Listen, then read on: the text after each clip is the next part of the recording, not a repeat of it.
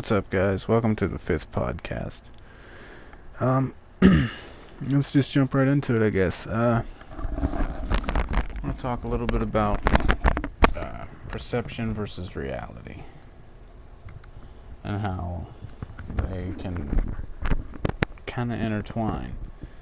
Your perception can alter your reality in that you can create your own, if that makes any sense.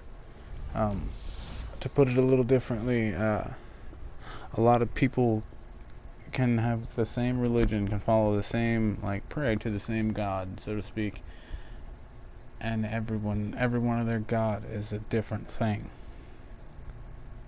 You know? Everyone's God is different.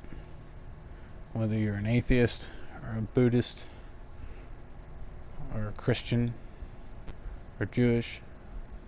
And I say atheist because I identify as atheist, but I'm not spiritual. I'm not the stereotypical atheist, I guess. I'm not a firm believer in when you die, that's it. I'm not I don't know, I'm not a fucking hating anybody who goes to a church kind of atheist. I identify as atheist because I can't identify with any other religion, and I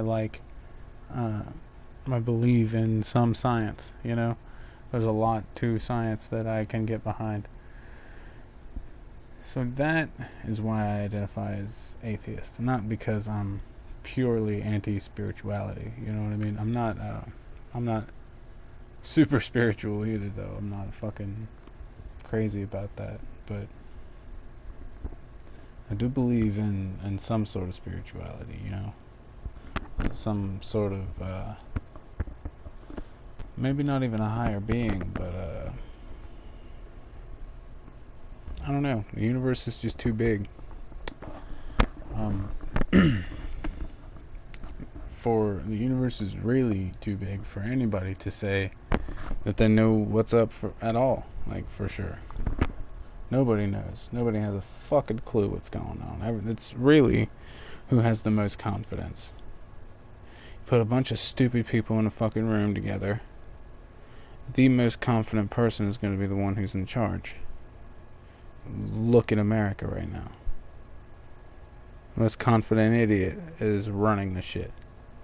I mean, I'm not saying he's not a complete idiot. I don't know. I don't fucking know him personally. He hasn't fucking, brought the war to us yet. So, I guess he's not a complete total failure. But that's not even what the fuck I'm talking about. I'm talking about the goddamn universe, son. It's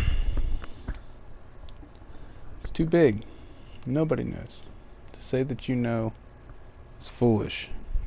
Way too cocky. What I think, something that helps me escape from diving into this shit is MMA, man. I feel like fighting as a sport is probably the first sport. I feel like if you can go back in time and see what the first competitions were, it was probably fucking rock throwing. How far can I throw this bitch? And rock skipping and fighting. Even ancient tribes. One of the rite of passages when you were 13 or 14, you had to fucking fight a grown man. Crazy shit like that. And I'm pretty sure some African tribes, it's you gotta go kill some animal, But it's always a physical thing you have to do. And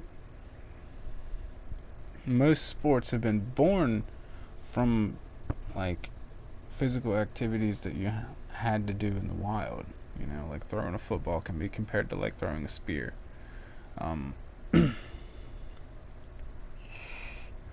bolos for basketball. I don't know, kicking shit really fucking hard for soccer. I don't know, look at Jose Aldo. But I feel like any fight sport is the most honest, true to who you are sport that there are. Um,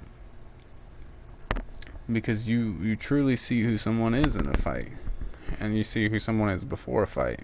You see it in their face, you see it in their mannerisms, their body language. It's fucking fascinating, and the fact that more people aren't interested in it, it kind of amazes me. I think it's mostly because society is so afraid of our animalistic instincts, because we're afraid to admit that we're animals, because it makes us feel insignificant. But we're fucking animals, and animals fight. But they fight over resources. And you know what fucking resource we have to fight over? Money. So why not watch? You tune into fucking Animal Fight Night on the goddamn Animal Planet, right? People like to watch hunting and shit. I mean, there's a lot of people who don't fuck with violence at all, but that's what we are. And you get to see who people are, really. Like, truly who someone is in a fight. And a perfect example of that is like Misha Tate versus Holly Holm. Misha had had one chance before to be a UFC champion and failed against Ronda. She was coming up late in her career, pretty close to retirement. Was getting kind of worked in the whole fight. And then at the end of the fucking last round, she desperately drags Holly Holm to the ground and gets a choke. Chokes her fucking unconscious. You don't get that in golf. You don't get that in tennis. You don't get that in cheerleading. You don't get that in football. You don't get that in hockey or soccer. You don't get moments like that. You don't get moments like Conor McGregor and Nate Diaz won, where Conor was this fucking invincible knockout artist who we found out had a very small gas tank, who likes to wear himself out in the first round, throws everything he has in the first round. He's learned from that a little bit since, but then we found out in the Floyd Mayweather fight that his gas tank still needs improvement. So, and it goes on and on. MMA fighting is a never-ending, unsolvable math problem. You can't even, like, there's no way to look at two people who know what they're doing, at least, and say who's gonna win for sure. For example, Daniel Cormier and Stipe Miocic. No one fucking called that. Nobody called that. It's just the greatest fucking sport there is, and it's the original sport. But a lot of people are fucking afraid of it. And it's amazing, because a lot of people like to follow tradition, and they want to be, I don't know, they like to do shit because everybody does shit, or everybody did it before. Why not fighting? The Roman gladiators did it. It was one of the first Olympic sports. Fights to the death used to happen in front of kings. Like, I can go on and on. Fight sports are a big part of human history, and should be the focal point of sporting worldwide. Not soccer, not baseball, not football, either football. You know, I feel like it's fighting. Whether it's kickboxing or jiu-jitsu, Muay Thai, wrestling, or MMA, I feel like it's all the best show of human determination. And yeah, I think it's great. A lot of people are afraid of it, though. And it's scary that it takes as much convincing as it does. And it's very similar in a way to the weed shit that's going on. Hopefully we fucking figure shit out, but you know, potheads are lazy. They don't want to fucking go vote. On a fucking scary note, it's getting hotter and hotter, y'all. Like 2014 until this year, I guess, have been every year. It's like, this is the hottest year of all time. Did only a little bit of research on this prior, and it's kind of weird. I noticed that made sure I wanted to say something about this. A lot of websites say a lot of different shit about it, you know? But, I mean, who knows? We might be fucking about to be in some Mad Max shit. Might be fighting over water soon, dog. Fucking hitting each other, beating each other to death with selfie sticks and vape pens. It's gonna be crazy. Maybe not. I don't know. Probably not. But what I do know is where I live, I truly believe to be the most comfortable, safe spot in the universe. In the entire universe. Well, maybe not in the entire universe, because I don't know the entire universe, but at least in our fucking solar system. Exhibit A is Earth being in the Goldilocks zone, which makes life possible. Duh.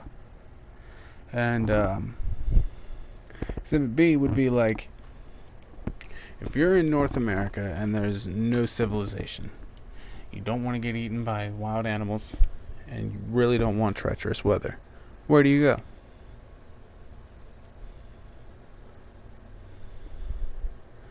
In the summer out west, it's hot as fuck.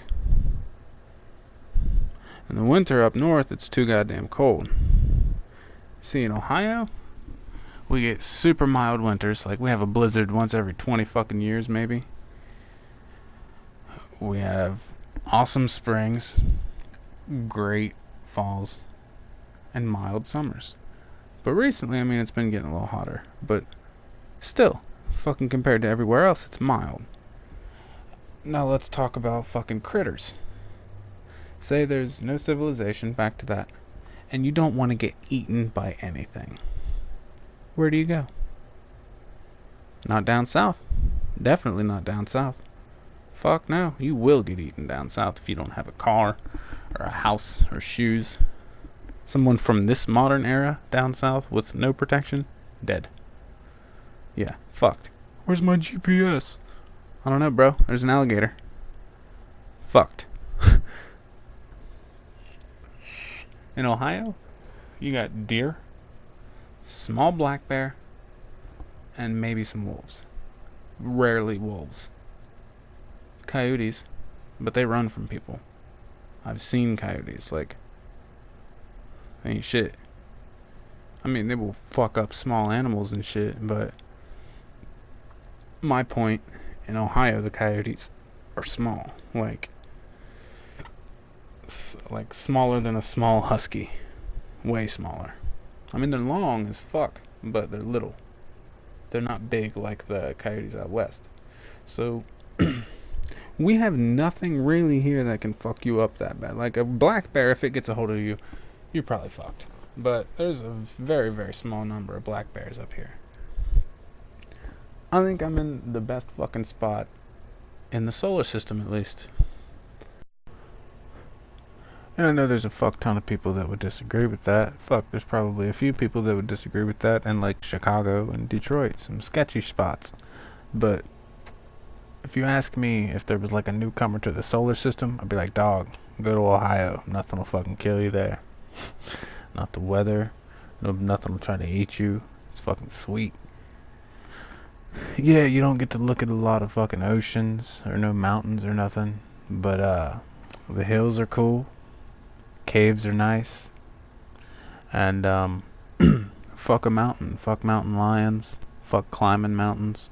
Fuck all that shit. They look cool from a distance. Up close, it's like, damn, that's a lot of rock. Is that shit gonna fall? Let's get out of here. But But yeah, man, until next time, everybody be fucking nice to each other. Be like Ohio. Don't try to fucking kill nobody.